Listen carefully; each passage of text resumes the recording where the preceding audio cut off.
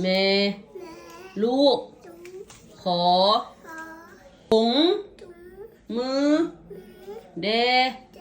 สะทุจุ่มศอกพร้อมปัฒนาเด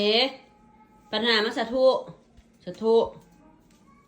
สะทุสอนด้วยสะทุสะทุเป็นแล้วนะจุ่มศอกไปขอบใจลูกลูกลูกว่าดีๆก่อนว่าแม่ลูกขอเดสะทุเพราะสะทุงามจุ่มซอกจุ่มซอกยังไงจุ่มซอกนะจุ่มซอกปัญหาบุกจุ่มซอกคือเอื้อยนี่ก็ใส่พระจันทร์จุ่มซอกให้น้องเบิ่งนี่ใส่พระจันทร์จุ่มซอกให้น้องเบิ่งก่อน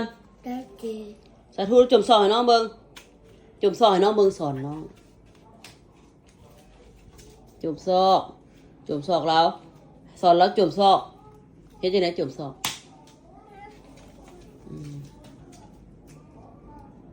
สะทุพร้อมสะทุปัญหาสะทุขอบใจดีๆ